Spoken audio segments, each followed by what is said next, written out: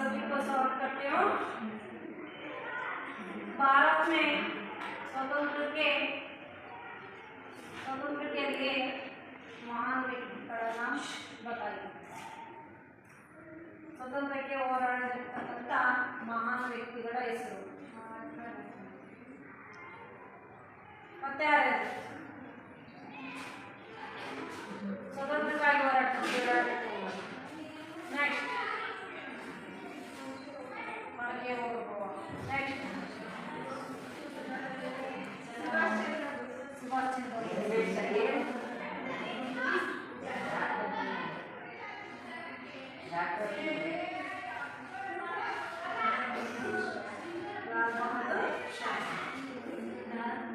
ಇವರೆಲ್ಲ ಸ್ವಾತಂತ್ರ್ಯಕ್ಕಾಗಿ ಹೋರಾಡ್ತಕ್ಕಂಥ ಮಹಾನ್ ವ್ಯಕ್ತಿಗಳು. ಭಾರತಕ್ಕೆ ಕೀರ್ತಿಯನ್ನು ತಂದಿರ್ತಕ್ಕಂಥ ಮಹಾನ್ ವ್ಯಕ್ತಿಯ ಹೆಸರನ್ನು ಕೂಡ ಕೆಲವು ವ್ಯಕ್ತಿಗಳಿದ್ದಾರೆ. ಅದರಲ್ಲಿ ಮುಖ್ಯವಾಗಿರ್ತಕ್ಕಂಥರು ಸ್ವಾಮಿ ವಿವೇಕಾನಂದ. बच्चों आज हम इस स्वामी विवेकानंद के पाठ के बारे में थोड़ी सी जानकारी प्राप्त करेंगे। आइए, स्वामी विवेकानंद क्या पढ़ा? स्वामी विवेकानंद।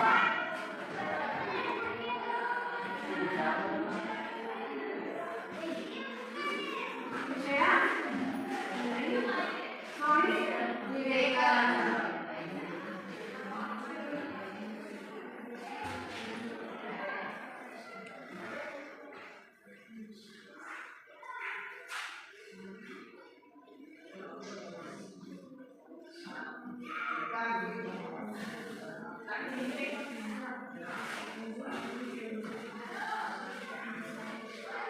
शब्द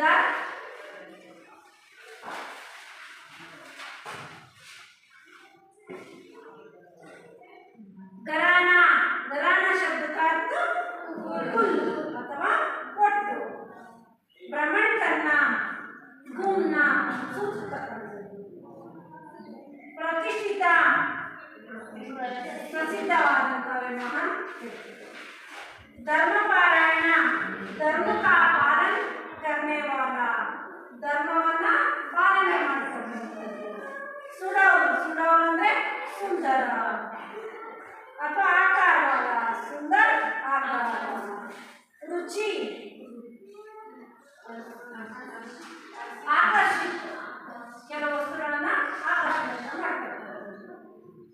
व्याख्यान भाषण अथवा आदान प्रदान शब्द का अर्थ लेना देना. जिज्ञासा जानने की इच्छा. तत्वज्ञान ब्रह्म ज्ञान. श्वेतगण सुनने वाला, ಕೇಳಿಸಿಕೊಳ್ಳತಕ್ಕಂಥ ಒಂದು ಸಮೂಹ, सुनने वाला का समूह. मुग्ध शब्द का अर्थ मोहित. मर्म शब्द का अर्थ वेद अथवा रहस्य. जताना शब्द का अर्थ बताना. ललकार चुनौती, ಆಯ್ಕೆಯನ್ನ ಮಾಡತಕ್ಕಂಥದ್ದು ಅಥವಾ ಚೈತನ್ಯ. परलोक सिद्धार्थ. मरना देहांतरण, मरना अथवा देहांतरण. ಈ ಪಾಠದಲ್ಲಿ ಏಕಪ್ರತ್ಯಯವನ್ನು ಮಾಡ್ಕೊಳ್ಳೋಣ. ಜಗದೀಶ್ ಚಂದ್ರ ಈ ಪಾಠದಲ್ಲಿ ಬಂದಿರೋದಪ್ಪ ಜಗದೀಶ್ ಚಂದ್ರ. ये चित्र देखो, स्वामी विवेकानंद. यारप्ಪ स्वामी विवेकानंद.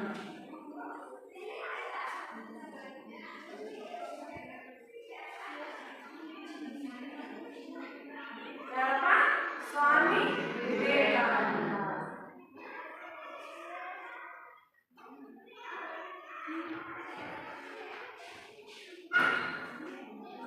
जगदीश चंद्र बोस. इस पाठ का लेखक डॉक्टर जगदीश चंद्र. इन्होंने भारत के किशोर बालक बालिकाओं के समक्ष आदर्श प्रस्तुत करने के लिए अनेक महापुरुषों का ಜೀವನ ನೀತಿದೆ. ಅನೇಕ ಮಹಾನ್ ಪುರುಷರ ಪರಿಚಯವನ್ನ ಜೀವನೀಯ नीति है और जीवन के संबंधपಟ್ಟ ವಿಷಯಗಳನ್ನು ಇಲ್ಲಿ ತಿಳಿಸಲಾಗಿದೆ. भारत देश में जन्मे अनेक महान व्यक्तियों ने भारत की कीर्ति विदेशों में फैलाई। ऐसे व्यक्तियों में से एक है स्वामी विवेकानंद। इस पाठ में उनकी महानता के परिभाषा के साथ देश प्रेम की प्रेरणा भी प्राप्त कर सकते हैं। भारत देश में भारत देशದಲ್ಲಿ जन्म अनेक महान व्यक्तियों के भारत की कीर्ति विदेशों में फैलाई। ಭಾರತ ದೇಶದಲ್ಲಿ ಮಹಾನ್ ವ್ಯಕ್ತಿಗಳು ಜನ್ಮವನ್ನ ತಾಳಿದ್ದಾರೆ. ಅದರಲ್ಲಿ ಮಹಾನ್ ವ್ಯಕ್ತಿಯು ಕೆಲವು ವ್ಯಕ್ತಿಗಳು ಭಾರತದಲ್ಲೂ ಕೂಡ ವಿದೇಶಗಳಲ್ಲೂ ಕೂಡ ಭಾರತದಲ್ಲಿರ್ತಕ್ಕಂಥ ಹೋಗಿರ್ತಕ್ಕಂಥ ಮಹಾನ್ ವ್ಯಕ್ತಿಗಳು ವಿದೇಶದಲ್ಲೂ ಹೋಗಿ ತನ್ನದೇ ಆದ ಕೀರ್ತಿಯನ್ನ ಹಾಡಿದ್ದಾರೆ. ಐಸೆ ವ್ಯಕ್ತಿಯೊಮ್ಮೆ ಅಂತ ವ್ಯಕ್ತಿಗಳಲ್ಲಿ ನಾವು ಸ್ವಾಮಿ ವಿವೇಕಾನಂದರನ್ನು ಕೂಡ ಕಾಣ್ತಾ ಹೋಗ್ಬೋದು. स्वामी महान व्यक्ति आपका स्वामी विवेकानंद। इस पाठ में उनकी महानता के परिचय के साथ स्वामी विवेकानंद की प्रेरणा भी प्राप्त कर सकते हैं।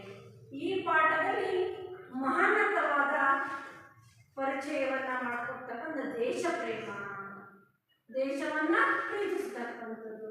ಒಂದೊಂದು ಪಾಠದಲ್ಲೂ ಒಂದೊಂದು ಕಥೆಗಳಿರ್ತವೆ, ಒಂದೊಂದು ಮುಖ್ಯವಾದ ಅಂಶ ಇರುತ್ತೆ. ಅದರಲ್ಲಿ ಇದರಲ್ಲೇನಪ್ಪ ದೇಶವನ್ನ ಪ್ರೀತಿಸ್ತಕ್ಕಂಥದ್ದು.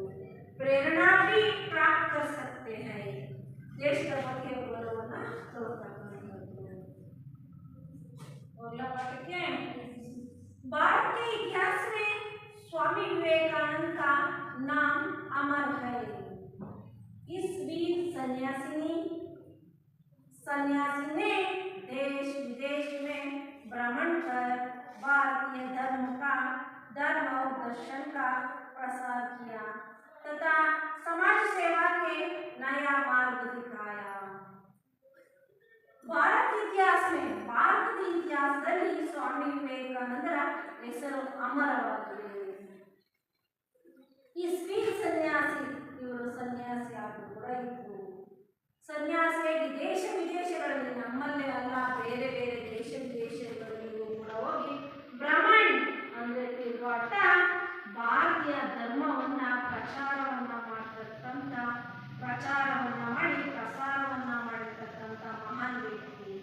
ಸಮಾಜ ಸೇವೆಯಲ್ಲಿ ಒಂದು ಹೊಸ ದಾರಿಯನ್ನ ಅಥವಾ ಮಾರ್ಗವನ್ನು ಕಂಡಿರ್ತಕ್ಕಂಥ ಮಹಾನ್ ವ್ಯಕ್ತಿ ಯಾರು? ಸ್ವಾಮಿ ವಿವೇಕಾನಂದ. ಸ್ವಾಮಿ ವಿವೇಕಾನಂದ का जन्म ಎಷ್ಟಲ್ಲಾಯಿತು? ಸ್ವಾಮಿ ವಿವೇಕಾನಂದ ಜನ್ಮ 12 जनवरी 1863 कलकत्ते कायस्थ घराने में हुआ था। उनके बचपन का नाम नरेंद्र देव था। उनके पिता श्री विश्वनाथ दत्ता एक प्रतिष्ठित वकील थे। उनकी माता श्रीमती भुवनेश्वरी देवी धर्मपारायण महिला थी। स्वामी विवेकानंद जन्म एष्टाಯಿತು? 12 जनवरी 12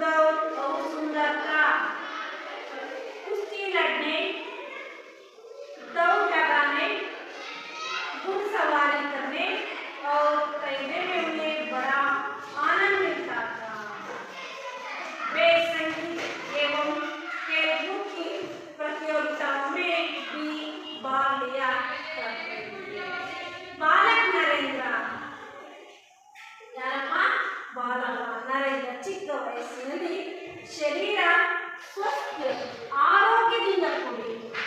ಯಾವುದೇ ಒಬ್ಬ ವ್ಯಕ್ತಿ ಆದರೂ ಕೂಡ ಹಣ ಅಂತಸ್ತು ಐಶ್ವರ್ಯದಿಂದ ಅವನು ಯಾವುದರಿಂದ ಕೂಡಬೇಕು? ಆರೋಗ್ಯದಿಂದ ಕೂಡಬೇಕು. ಸ್ವಾಸ್ಥ್ಯದಿಂದ ನರೇಂದ್ರ ಅವರು ಹೇಗಿದ್ರು? ನೋಡೋದಕ್ಕೆ ಶರೀರ ನೋಡೋದಕ್ಕೆ ಆರೋಗ್ಯವಂತು, ನೋಡೋದಕ್ಕೆ ಹೇಗಿದ್ದವರು? ಸುಂದರ ಮುಗ್ಧ ದಪ್ಪ ಸುಂದರವಾಗಿ ನೋಡೋದಕ್ಕೆ ಎಲ್ಲರೂ ಕೂಡ ಆಕರ್ಷಣೆಯಿಂದ ಕೂಡಿರ್ತಕ್ಕಂಥ ಮಹಾನ್ ವ್ಯಕ್ತಿ. ಕುಸ್ತಿ ಲಡ್ನೆ ಕುಸ್ತಿ ಆಟದಲ್ಲಿ, ದೌಡ್ ಲಡ್ನೆ ಓಡೋದ್ರಲ್ಲಿ, ಗುಡ್ಸವಾರಿ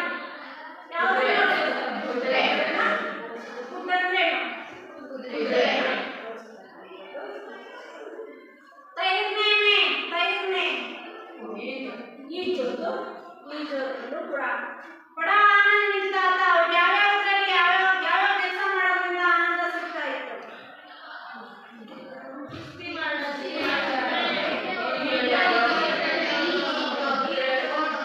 ಒಂದ್ ಕಡೆಯಿಂದ ಕುಸ್ತಿ ಲಡ್ನೆ, ದೌಡ್ लगाने, घुड़सवारी, तैरने में बड़ा आनंद मिलता था, आनंद और उल्लास मिलता था. वे संगीत में अದ್ರ ಜೊತೆಯಲ್ಲಿ ಯಾವ್ಯಾವನ್ನ ಕಲಿತಿದ್ರು? ಸಂಗೀತ, ಕೇಳ್ಬೋದು. ಸಂಗೀತ ಮತ್ತೆ ಆಟಗಳಲ್ಲೂ ಕೂಡ प्रतियोगिता में भाग लिया करते थे. ಎಲ್ಲದರಲ್ಲೂ ಕೂಡ ಭಾಗವಹಿಸೋರು. ಯಾರು ಭಾಗವಹಿಸಿದ್ರು? ಬರೀ ಆಟ ಅಂತಿರಲಿಲ್ಲ, ಪಾಠ ಅಂತಿರಲಿಲ್ಲ, ಸಂಗೀತ, ಆಡೋದು, ಓಡೋದು, ಓಡಿಸೋದು ಎಲ್ಲದರಲ್ಲೂ ಕೂಡ ಭಾಗವಹಿಸ್ತಿದ್ರು. ಎಲ್ಲದರಲ್ಲೂ ಪ್ರಥಮ ಸ್ಥಾನವನ್ನ ಪಡೆಯತಕ್ಕಂಥ ಮಹಾನ್ ವ್ಯಕ್ತಿ ಆಗಿದ್ರು. नरेंद्र आरंभ से ही पढ़ाई लिखाई में बड़े तेज थे. अपने स्कूल में सर्वप्रथम रहा करते थे. मैट्रिक परीक्षा में भी प्रथम श्रेणी में उत्तीर्ण हुए थे. बीए की परीक्षा पास करने के बाद उन्होंने कानून का अध्ययन प्रारंभ किया. इसी बीच में उनके पिता का देहांत हो गया. नरेंद्र आरंभ से ही ಚಿಕ್ಕ ವಯಸ್ಸಿನಿಂದಲೂ ಕೂಡ ನರೇಂದ್ರ ಏನಪ್ಪ ಚಿಕ್ಕ ವಯಸ್ಸಿನಿಂದಲೂ ಕೂಡ नरेंद्र आरंभ से ही पढ़ाई लिखाई में बड़े तेज थे. पढ़ाई में पढ़ाई ಓದೋದು, ಲಿಖಾಯಿ ಅಂದ್ರೆ ಓದುವುದರಲ್ಲೂ ಮತ್ತು ಬರೆಯುವುದರಲ್ಲೂ ಕೂಡ ಪ್ರವೀಣರಾಗಿದ್ದರು. ತೇಜ್ ವೇಗವಾಗಿದ್ದರು. ಎಲ್ಲದರಲ್ಲೂ ಕೂಡ ಸರ್ವಪ್ರಥಮರಾಗಿದ್ದರು. ಎಲ್ಲದರಲ್ಲೂ ಕೂಡ ಮೊದಲನೇವರಾಗಿದ್ದರು. वे अपने स्कूल में सर्वप्रथम रहा करते थे. स्कूल ಮೊದಲನೇ ಯಾರು? ಓದೋದ್ರಲ್ಲಿ ಬರೆಯೋದ್ರಲ್ಲಿ. ಓದೋದ್ರ ಕೇಳ್ತೀವಿ, ಬರೆಯೋದ್ರ ಕೇಳ್ತೀವಿ, ಓಡೋದ್ರ ಕೇಳ್ತೀವಿ, ನಿಜದ್ರ ಕೇಳ್ತೀವಿ, ಈಜೋದ್ರ ಕೇಳ್ತೀವಿ, ಮತ್ತೆ ಸವಾರಿಗಳ ಕೇಳ್ತೀವಿ. ಎಲ್ಲದರಲ್ಲೂ ಕೂಡ ಸರ್ವಪ್ರಥಮರಾಗಿರ್ತಕ್ಕಂಥವ್ರು ಯಾರಪ್ಪ? ಸ್ವಾಮಿ ವಿವೇಕಾನಂದ. मैट्रिक परीक्षा में भी सर्वप्रथम श्रेणी में उत्तीर्ण हुए थे. ಮೆಟ್ರಿಕ್ ಪರೀಕ್ಷೆಯಲ್ಲೂ ಕೂಡ ಪ್ರಥಮ ಶ್ರೇಣಿಯಲ್ಲಿ ಅಂದರೆ ಮೊದಲನೇ ದರ್ಜೆಯಲ್ಲಿ ರ್ಯಾಂಕ್ ಬಂದು ಕೂಡ ಪಾಸ್ ಆಗಿದ್ರು. ಯಾರಪ್ಪ? बीए की परीक्षा पास करने के बाद बीए ಪರೀಕ್ಷೆ ಕಂಪ್ಲೀಟ್ ಆದ ತಕ್ಷಣ ಅವರು ಏನನ್ನ ಆಯ್ಕೆ ಮಾಡೋದು? ಕಾನೂನು का अध्ययन आरंभ किया. ಕಾನೂನು ವಕೀಲ ಕೆಲಸವನ್ನ ಅಧ್ಯಯನ ಮಾಡಲು ಶುರು ಮಾಡಿದ್ರು. ಯಾವ ಕೆಲಸವನ್ನ? ಕಾನೂನು का अध्ययन. इसी बीच में उनके पिता देहांत हो गया. ಈ ಒಂದು ಮಧ್ಯದಲ್ಲಿ ಇವರ ಕಾನೂನು ಅಧ್ಯಯನ ಮಾಡತಕ್ಕಂಥ ಸಂದರ್ಭದಲ್ಲಿ ಏನಾಯ್ತು? ಇವರ ತಂದೆ ದೇಹಾಂತ, ಇವರ ತಂದೆ ಮರಣವನ್ನ ಹೊಂದಿದ್ರು. ಯಾರ ತಂದೆ ಮರಣವನ್ನ ಹೊಂದಿದ್ರು?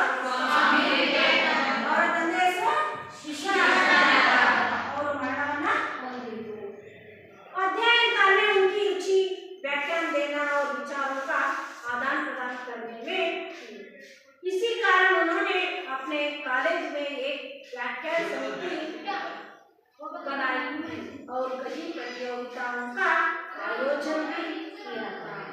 पाश्चात्य विज्ञान तथा दर्शन का भी उन्होंने अध्ययन किया था। किशोरावस्था से ही नरेंद्र दार्शनिक एवं धार्मिक विचारों में तल्लीन रहते थे। एक दिन नरेंद्र रामकृष्ण परमहंस के पास पहुंचे और अपनी जिज्ञासा उन्हें कहा सुनाई। रामकृष्ण परमहंस ने नरेंद्र को अपना शिष्य स्वीकार किया। ಅಧ್ಯಯನ ಕಾಲನೆ ಅಂದ್ರೆ ಓದುತ್ತಾ ಇರ್ತಕ್ಕಂಥ ಸಂದರ್ಭದಲ್ಲಿ ಉನೀಕಿ ರುಚಿ ಇವರ ಅಭಿರುಚಿಗಳು ಏನೇನಿದೆ ಅಂದ್ರೆ ವ್ಯಾಖ್ಯಾನ ಸಮಿತಿ ಜ್ಞಾನ ವಿಚಾರ ಆಧಾರ ಪ್ರದಾನ करने में ಕೊಡುವುದು ತಗೊಳ್ಳೋದು ಮತ್ತೆ ಓದುವುದರ ಬಗ್ಗೆ ಕೂಡ ಹೆಚ್ಚು ಗಮನ ನೀಡಿದರು। ಅದರ ಜೊತೆಗೆ इसी कारण में ಈ ಒಂದು ಕಾರಣದಿಂದ उन्होंने अपने कॉलेज में ಒಂದು ಅವರ ಕಾಲೇಜಿನಲ್ಲಿ ಒಂದು ವ್ಯಾಖ್ಯಾನ ಸಮಿತಿಯನ್ನು ಕೂಡ ಮಾಡಿದ್ರು। कई प्रतियोगिता में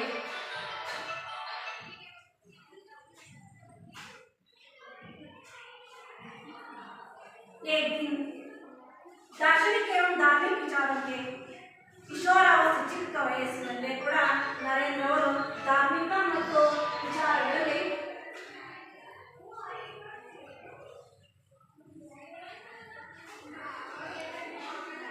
एक दिन धार्मिक ಮತ್ತು किशोरावस्था में ही नरेंद्र धार्मिक और दार्शनिक एवं धार्मिक विचारों में तल्लीन रहते हैं। ಎಲ್ಲ ವಿಚಾರಗಳಲ್ಲೂ ಕೂಡ ತಲ್ಲೀನರಾಗಿದ್ದರು। ಸಮಾಜ ಸೇವೆ ಇರ್ಬೋದು, ಅದ್ರ ಜೊತೆಗೆ ಮನೆಯಲ್ಲಿರ್ತಕ್ಕಂಥ ಆಚಾರ ವಿಚಾರಗಳಿರ್ಬೋದು, ಧಾರ್ಮಿಕ ವಿಚಾರಗಳಲ್ಲೂ ಕೂಡ ಭಾಗವಹಿಸ್ತಾ ಇದ್ರು। एक दिन नरेंद्र रामकृष्ण परमहंस के पास ಒಂದು ದಿನ नरेंद्र ಅವರು ರಾಮಕೃಷ್ಣ ಪರಮಹಂಸರ ಜೊತೆ ಹೋದ್ರು। अपनी जिज्ञासा ಅಂದ್ರೆ ನಡೀತಕ್ಕಂಥ ವಿಷಯಗಳನ್ನ ಹೇಳ್ಕೊಂಡ್ರು। कहा सुनाई। रामकृष्ण परमहंस के नरेंद्र को अपने शिष्य का स्वीकार किया। रामकृष्ण परमहंसರು ಯಾರನ್ನ ಸ್ವಾಮಿ ವಿವೇಕಾನಂದ ಶಿಷ್ಯರಾಗಿ ಸ್ವೀಕಾರವನ್ನ ಮಾಡಿದ್ರು।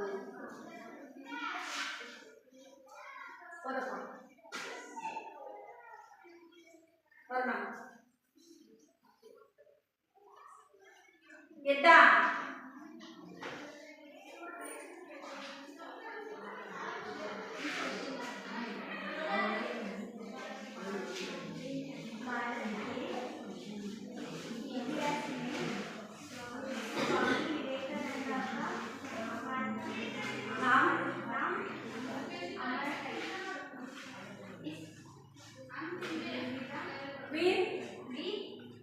सन्यासी ने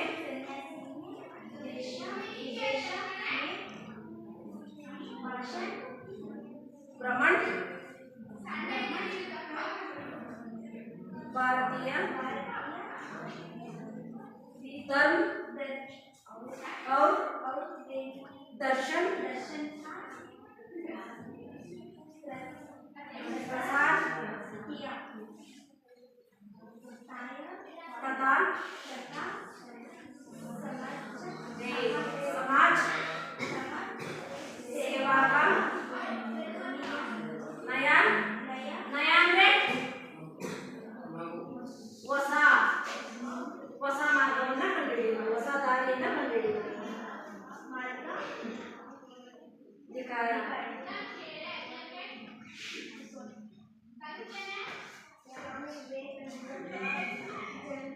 स्वामी विवेकानंद जन्म एष्टायितु 12 जनवरी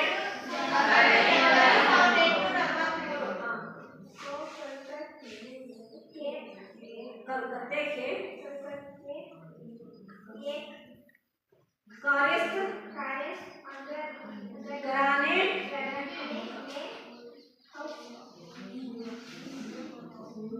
घराने में हुआ था। उनके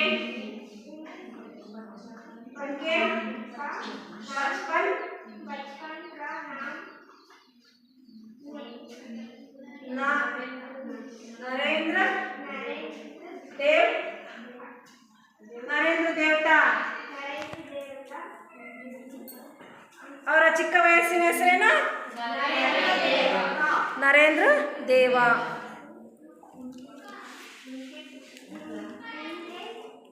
उनके पिता दत्ता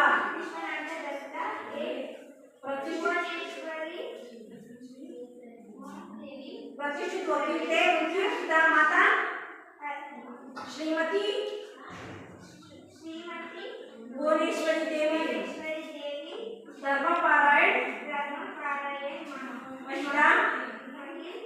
महिला थी।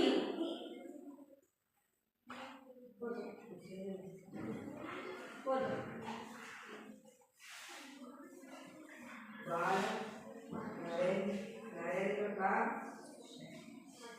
शरीर स्वास्थ्य सुडौल और सुंदर था। कुश्ती लड़ने दौड़ लगाने घुड़सवारी करने और तैरने में उन्हें बड़ा आनंद मिलता था। रेश पजोला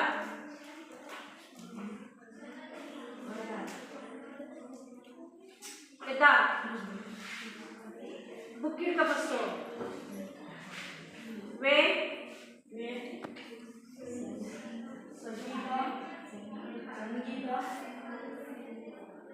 एवं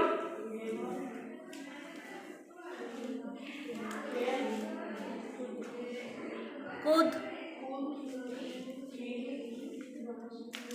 प्रतियोगिताओं में भाग लिया करते थे।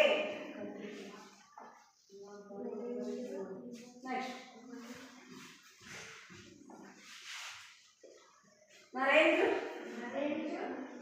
आरंभ से ही पढ़ाई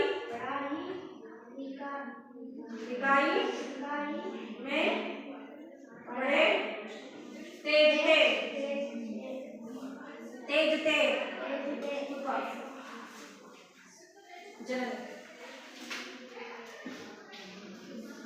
वे अपने स्कूल में सर्वप्रथम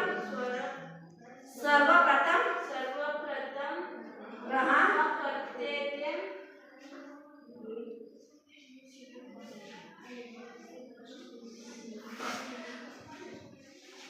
एंट्रेंस परीक्षा में प्रथम श्रेणी में उत्तीर्ण हुए थे। की परीक्षा पास करने के बाद उन्होंने कानून का अध्ययन परीक्षा आरंभ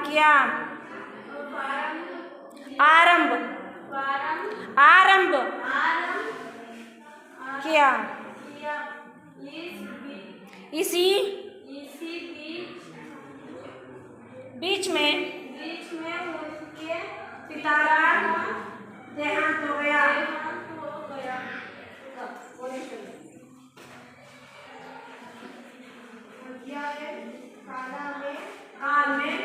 काल में उनकी रुचि व्याख्यान देने और विचारों के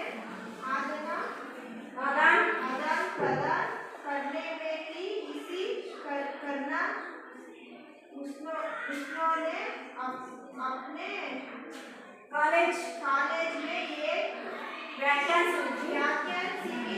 समिति बनाई थी और कई प्रतियोगिताओं में का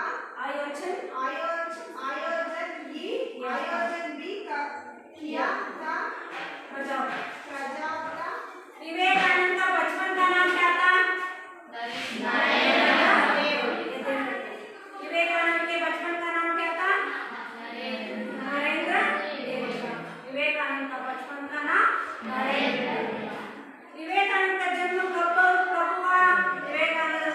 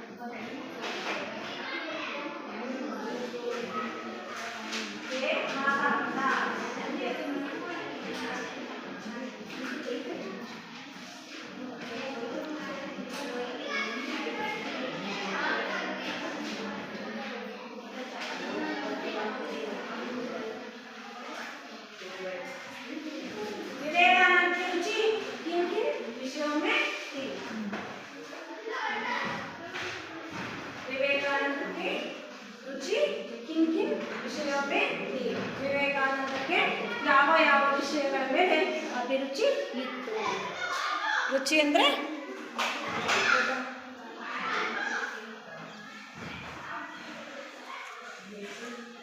ವಿವೇಕಾನಂದ की रुचि किसी रिश्तों में थी।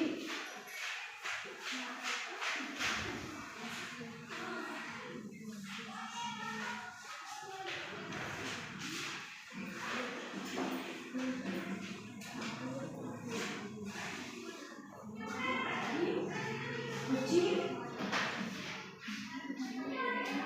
ಅಂದರೆ ಯಾವ ಯಾವ ವಿಷಯ